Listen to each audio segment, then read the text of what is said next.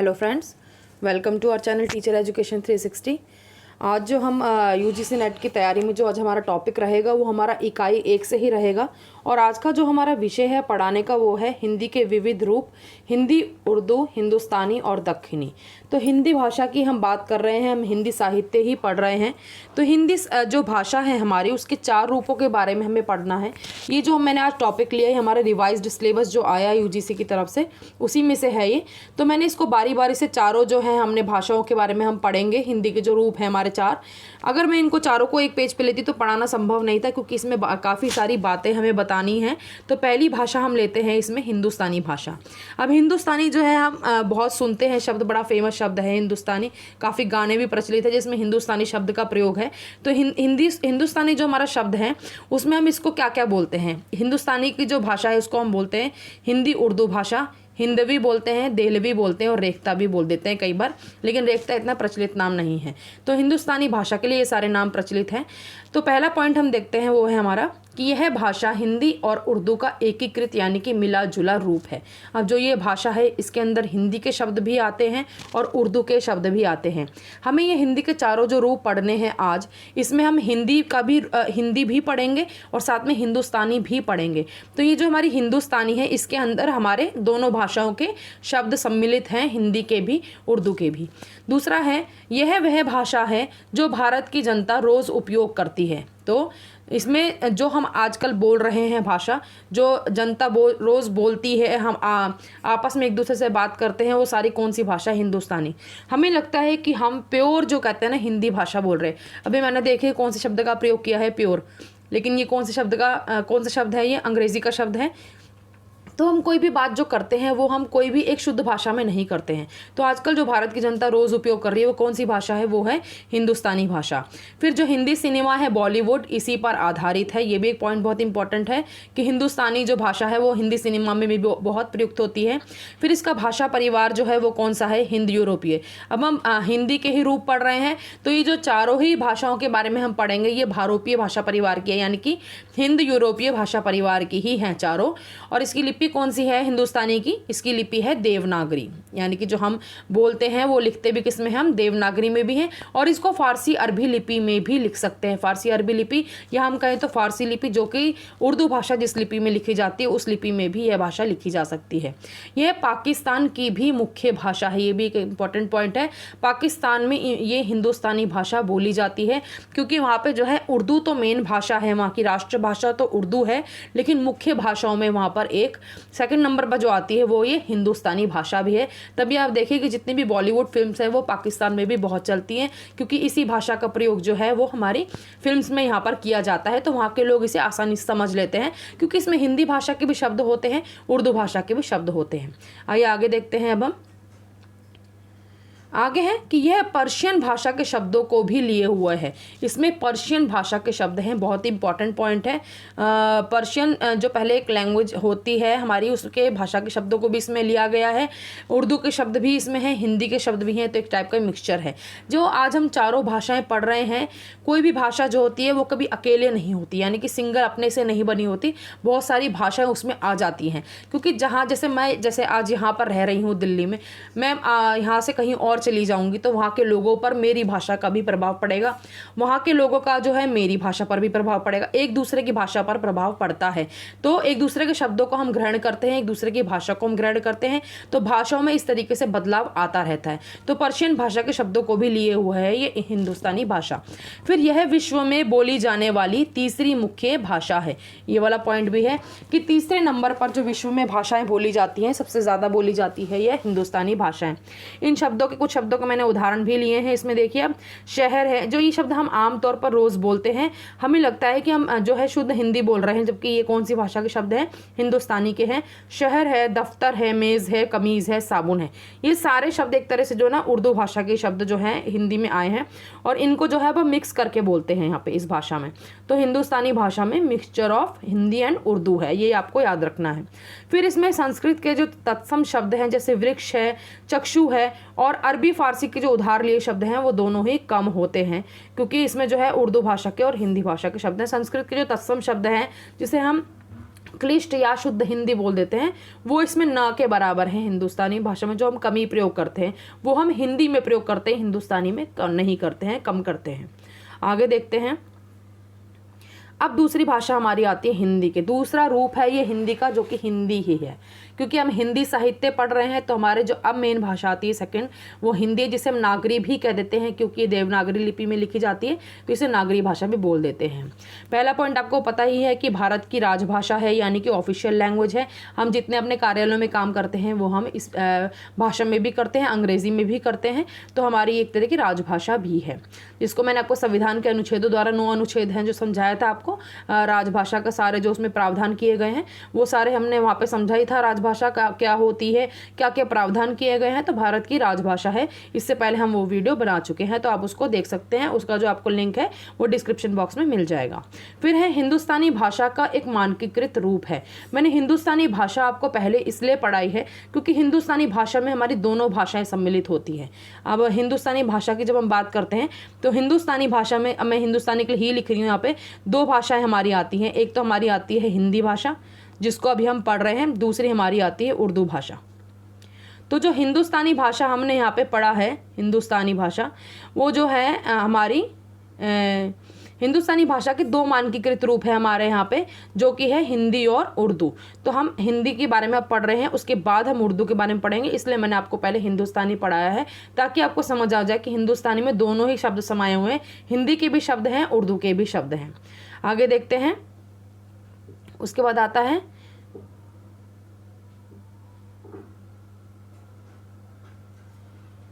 अब हम देखते हैं, अगला पॉइंट है हमारा कि इसमें जो है संस्कृत के तत्सम व तद्भव शब्दों का प्रयोग अधिक है और अरबी फारसी के शब्द कम है।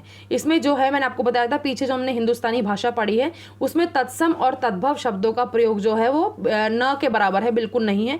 लेकिन इसमें जो हिंदी भाषा है हमारी, इसमें संस्कृत तत्सम शब्द भी हैं और उनका जो बदला हुआ रूप होता है, यानी कि तद्भव शब्द जो हमारा होता है, उन शब्दों का भी प्रयोग किया गया है। लेकिन अरबी फारसी के शब्द जो हैं वो थोड़े से कम हैं, उसमें ज़्यादा, उसमें भी कम है हिंदुस्तानी में और इसमें भी कम है हमारे हिंदी भाषा में, क्योंकि उर्दू भाषा जो है वो मेनली अरबी फारसी जो लिपि है, अब सारा संबंधित जो है उर्दू से है। तो हमारी जो हिंदी भाषा जो है और हिंदुस्तानी है उसमें अरबी फारसी के शब्द कम ही मिलते हैं, क्योंकि मिक्सचर ऑफ लैंग्वेज है। हिंदी तो हमारी समझ लीजिए आप एक तरह की शुद्ध हिंदी भाषा है, इसके बारे में हम पढ़ रहे हैं। आगे देखते हैं, इसका भी भाषा परिवार जो है हमारा हिंदी यूरोपीय भाषा परिवार ही है। फिर ये विश्व की एक प्रमुख भाषा है, मतलब कि विश्व में जो बहुत ज़्यादा भाषाएं बोली जा रही हैं, चीनी भाषा सबसे ज़्यादा बोली जाती है, उसके बाद हिंदुस्तानी भी बोली जा रही है, हिंदी भाषा भी है। तो ये सारी भाषाएं, जो उर्दू भाषा भी है, उनमें से ही एक प्रमुख भाषा भी है ये हिंदी हमारी। फिर भारत की सबसे अधिक बोली जाने वाली और सबसे ज़्यादा समझे जाने वाली भी भाषा यही है। अगर हम दक्षिण भारत साइड में चले जाएं, यानी कि अपने भारत के निचले स्तर पर चले जाएं, नीचे के जो राज्य हैं, तो वहाँ पर भी कई लोग जो है ये भाषा को, हमारी हिंदी भाषा को समझ जाते हैं आसानी से। वैसे वहाँ के लोग तमिल बोलेंगे, मलयालम, कन्नड़ बोलेंगे, लेकिन हिंदी भाषा जो है अधिकतर थोड़ी थोड़ी टूटी फूटी सभी बोल लेते हैं, समझ जाते हैं। और इसकी लिपि कौन सी है? इसकी लिपि है हमारी देवनागरी लिपि। फिर चीनी के बाद यह विश्व में सबसे अधिक बोले जाने वाली भाषा है हमारी हिंदी भाषा। हम हिंदी भाषी लोग हैं, लेकिन वही बात है कि हम हिंदी भाषा को शुद्ध रूप हम आजकल प्रयोग में नहीं लाते हैं, हम जो है मिक्स करके चल रहे हैं। जैसे मैंने अभी मिक्स शब्द बोल दिया है, यानी कि अंग्रेजी का शब्द हम ले रहे हैं, कुछ शब्द हल्के फुल्के हमारे छोटे मोटे फारसी के भी, कुछ हमने जापानी शब्द भी ले रखे हैं। आप जब हम व्याकरण में आपको पढ़ाऊंगी तो आपको पता चलेगा कि कुछ शब्द ऐसे हैं जो हम दैनिक अपने जीवन में प्रयोग कर रहे हैं और हमें पता ही नहीं होता है कि जापानी भाषा के भी शब्द हम प्रयोग कर रहे हैं। तो वहाँ पर मैं आपको उदाहरण दूंगी। तो अभी हम आगे अपने यहाँ पे भी ध्यान देते हैं। उसके बाद देखते हैं हम कि भारत, नेपाल, दक्षिण अफ्रीका, पाकिस्तान हिंदुस्तानी रूप में बोली जाती है, यानी कि पाकिस्तान में जो है हिंदी जो है वो हिंदुस्तानी रूप में बोली जाती है। हिंदी अब देखिए, पाकिस्तान में उर्दू मेन है, वहाँ की मेन भाषा, तो वहाँ पर तो जो हिंदी बोलेंगे वो तो वैसी उर्दू में मिक्स हो जानी है, तो वो कौन सी भाषा कहलाएगी? वो हिंदुस्तानी कहलाएगी, वो हिंदी तो कहलाएगी नहीं। तो पाकिस्तान में इसका हिंदुस्तानी रूप जो है बोला जाता है, क्योंकि जो हिंदुस्तानी का जो एक मानकीकृत रूप है वो हमारा हिंदी है, जो अभी मैं जिसके बारे में हम पढ़ रहे हैं। तो भारत है, नेपाल है, दक्षिण अफ्रीका है, वहाँ बोली जाती है हिंदी। पाकिस्तान में इसका हिंदुस्तानी रूप बोला जाता है। फिर फिजी है, मॉरिशस है, गयाना, सूरीनाम, नेपाल में भी बोली जाती है हिंदी। तो ये सारे देश हैं जहाँ पर हिंदी बहुत ही बोली जाती है। हिंदी का बोलबाला इतना हो रहा है आजकल, तो बाहर के देशों में भी कई जगह हिंदी टीचर्स की इतनी डिमांड है कि हिंदी साहित्य पढ़ाने वालों के लिए स्पेशल वहाँ पर क्लासेस लगती हैं। बाहर के लोग हिंदी पढ़ना चाह रहे हैं, तो हिंदी जो है बहुत ही प्रसिद्ध भी हो रही है और उसके बारे में बहुत पढ़ा भी जा रहा है। फिर इसका मैंने उदाहरण भी लिया है। किताब शब्द देखिए आप, यहाँ पे हिंदुस्तानी शब्द हैं यहाँ पे। उसके बाद अब जब हम किताब की बात करते हैं, एक शब्द है हमारा किताब, जिसको हम हिंदुस्तानी भाषा के अंदर शब्द का प्रयोग करते हैं, और जबकि पुस्तक शब्द जो है वो हमारी हिंदी भाषा का शब्द है, यानी कि शुद्ध भाषा जो हमारी हिंदी है उसके अंतर्गत हम लेते हैं। तो आप देखिए आम प्रचलन में हम कौन सा शब्द प्रयोग कर रहे हैं, आजकल किताब ज़्यादा यूज़ करते हैं हम, तो ये हिंदुस्तानी भाषा का शब्द है। जबकि पुस्तक जो हम पहले बोलते थे, आजकल हम अगर मुझे किसी से किताब मांगनी तो मैं यही कहूँगी कि ये किताब मुझे दे दो, ये तो नहीं कहूँगी ये पुस्तक मुझे दे दो। कम ही बोलेंगे, कुछ ही लोग बोलते हैं जो पुस्तक के रूप में प्रयोग करेंगे, किताब के रूप में ही ज़्यादा प्रयोग करेंगे। उसके बाद देखते हैं कि हिंदुस्तानी व हिंदी के व्याकरण में ज़्यादा अंतर नहीं है, क्योंकि एक जैसी है लगभग। हिंदुस्तानी में उर्दू का मिश्रण ज़्यादा है और हिंदी में जो है शुद्ध हिंदी ज़्यादा है, लेकिन व्याकरण में ज़्यादा अंतर नहीं है, क्योंकि लिपि भी सेम है इनकी, देवनागरी लिपि में लिखी जाती है हिंदुस्तानी भी और हिंदी में, और व्याकरण में भी इसके ज़्यादा अंतर नहीं है। आगे देखते हैं। अब हमारी आती है तीसरी, जो कि उर्दू भाषा है। फिर हिंदुस्तानी भाषा का एक मानकीकृत रूप उर्दू भी है। अभी हमने जो पढ़ा है हिंदी भाषा, वो हमारी हिंदुस्तानी भाषा का एक मानकीकृत रूप जो है वो हिंदी है। तो दूसरा कौन सा है, वो है हमारा उर्दू भाषा। फिर पाकिस्तान की यह है राष्ट्रीय भाषा है, यानी कि वहाँ पाकिस्तान में सबसे ज़्यादा बोले जाने वाली भाषा तो उर्दू है ही, साथ में उसे राष्ट्रीय दर्जा भी मिला हुआ है वहाँ पर। अभी हमारे हिंदी को यहाँ पर राष्ट्रीय भाषा का दर्जा नहीं मिला है संविधान में, लेकिन पाकिस्तान में वहाँ उर्दू को मिला हुआ है। तो वहाँ की राष्ट्रीय भाषा क्या है, वहाँ की उर्दू है। फिर तीसरा पॉइंट है, संविधान की 8वीं अनुसूची की जो 22 भाषाएं हमने पढ़ी थी कि मूल संविधान की 14 भाषाएं मैंने आपको पढ़ाई, फिर 3 संविधान संशोधन हुए, उसमें फिर और ऐड हुई भाषाएं, लेकिन जो पहले मूल संविधान था उसमें 14 भाषाएं थी। तो उसमें हमारी उर्दू पहले से ही सम्मिलित थी, जो कि 8वीं अनुसूची की 22 भाषाओं में सम्मिलित है। तो ये पॉइंट भी है कि उर्दू, आपसे पूछ सकते हैं कि कोई भी आपको 4 भाषाएं दे देंगे, 3 ऐसी होंगी जो कि 22 भाषाओं में नहीं हो, और एक मान लो आपको दे दी उर्दू, ये कौन सी इसमें से 22 भाषाओं में सम्मिलित है, तो आपको क्या निशान लगाना है, उर्दू लगाना। इस तरीके से क्वेश्चन दे देंगे, तो इसलिए जो 22 भाषा हैं उनके बारे में आपको पता होना चाहिए। फिर है कि यह हिंद यूरोपीय भाषा परिवार की है, क्योंकि हम हिंदी के ही रूप पढ़ रहे हैं। मैंने आपको पहले ही बता दिया कि चारों ही किस भाषा परिवार के हैं, हिंद यूरोपीय भाषा परिवार, इनको भारोपीय भाषा परिवार भी हम कह सकते हैं। इसमें अरबी फारसी के शब्द अधिक है, क्योंकि इसकी लिपि भी जो है फारसी में ही लिखते हैं, और इसके अरबी फारसी के शब्द ही सबसे ज़्यादा इस उर्दू भाषा में लिए जाते हैं। फिर जम्मू व कश्मीर की मुख्य प्रशासनिक भाषा भी है, यानी कि एडमिनिस्ट्रेटिव वर्क, ऑफिशियल वर्क भी कह सकते हैं, अब राजभाषा तो नहीं कहेंगे, मुख्य प्रशासनिक भाषा है। वहाँ पे एडमिनिस्ट्रेटिव वर्क जितना भी होता है, कामकाजी जितना भाषा है सारी उर्दू में होती है। वहाँ पे लोग ज़्यादातर उर्दू को ही पढ़ते हैं, और वहाँ पे जो स्कूल्स वगैरह हैं वहाँ पे भी उर्दू का ही चलन सबसे ज़्यादा है। वहाँ के हर बच्चे को लगभग उर्दू आती ही है।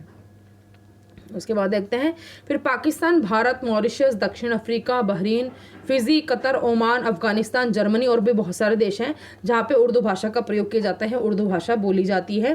जितने भी मुस्लिम राष्ट्र हैं वहाँ तो उर्दू बिल्कुल बोली ही जाती है, उर्दू का ज्ञान सबको होता ही है। छोटे बच्चे से जब शुरुआत होती है तो वहाँ पे उनको मदरसों में उर्दू ज़रूर पढ़ाई जाती है। जैसे कि अगर कोई पंजाब का बच्चा होगा तो उसको हम पंजाबी, जैसे गुरुमुखी लिपि में पंजाबी भाषा सिखाते हैं, ऐसे मुस्लिम जो बच्चे, मुस्लिम कम्युनिटी के बच्चे होते हैं, उनको उर्दू भाषा शुरू से ही सिखाई जाती है। फिर उर्दू भाषा का साहित्य भी बहुत ही विशाल है।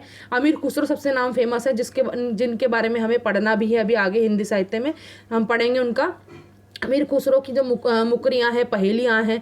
फिर मीर साहब जो हैं बहुत ही इंपॉर्टेंट ये भी हैं, मतलब हमें तो लेकिन हिंदी साहित्य ही पढ़ना है, लेकिन इनके बारे में पता होना चाहिए कि उर्दू साहित्य के बहुत ही 2 जाने माने नाम हैं, मीर खुसरो और मीर साहब।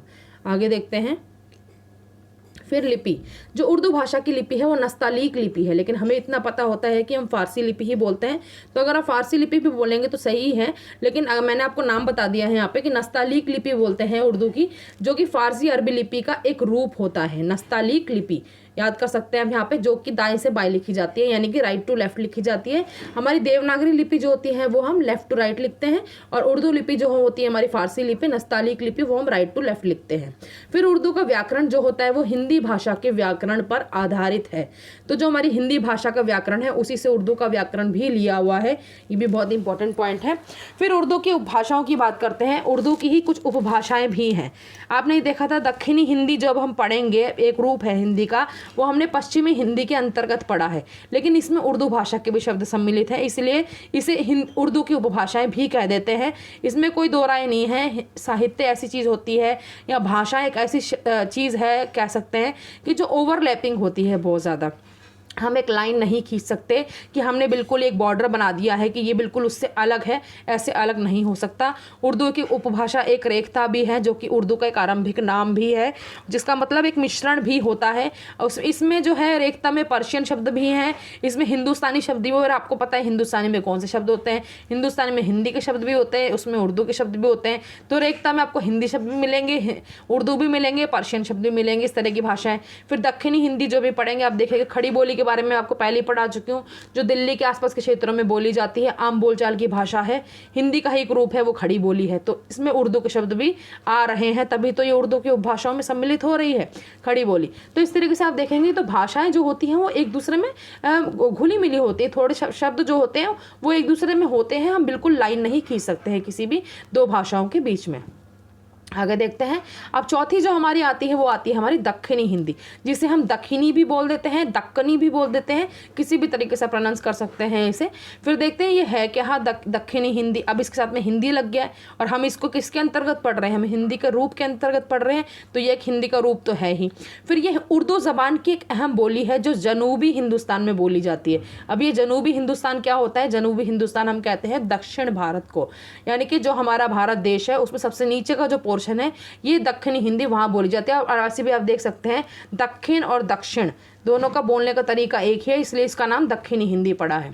यह एक हिंदी का ही पूर्व रूप है जिसका विकास दक्षिण के बहमनी, कुतुब शाही और आदिल शाही आदि राज्यों के सुल्तानों के संरक्षण में हुआ था। इसका हिंदी का ही एक पूर्व रूप यानी कि पहले का रूप है। और राजाओं के नाम भी मैंने लिख दिया आपको। बहमनी जो दक्षिण का जो बहमनी राज्य था वहाँ पे कुतुब शाही और आदिल शाही आदि जो राज्य थे उनके जो सुल्तान थे उनके संरक्षण में इसका विकास हुआ है दक्षिणी हिंदी का। फिर आता है यह मूलतः दिल्ली के आसपास की। अब इसमें आप देखिए दक्षिणी हिंदी में इतना मिश्रण है, आप अभी ये पढ़ेंगे पता चलेगा आपको कि यह मूलतः दिल्ली के आसपास की हरियाणी एवं खड़ी बोली ही थी जिस पर ब्रज भाषा का प्रभाव पड़ा। अवधी का और पंजाबी के साथ साथ मराठी, गुजराती, दक्षिण की सहवर्ती भाषाओं तेलुगु तथा कन्नड़ आदि का भी प्रभाव पड़ा। वह इसने अरबी, फारसी व तुर्की के भी शब्द ग्रहण किए। अब आप देखिए एक भाषा में इतनी सारी भाषाओं के शब्द सम्मिलित हो रहे हैं तो भाषा को समझना भी कितना मुश्किल हो जाता है, और उसका अगर व्याकरण कोई लिखना बैठे तो कितना मुश्किल हो जाएगा। तो यहाँ पर भी कितना सारा मिश्रण हो रहा है यहाँ पे। तो ये भी एक टाइप का आप कह सकते हैं कि हिंदी का रूप है। आसपास के जो दिल्ली के क्षेत्र थे, दिल्ली के आसपास के क्षेत्र थे जो जहाँ पे हरियाणी और खड़ी बोली ही बोली जाती है, उसके अंदर बहुत सारी भाषाओं का सम्मिलन हो गया है, सम्मिलित हो गई हैं।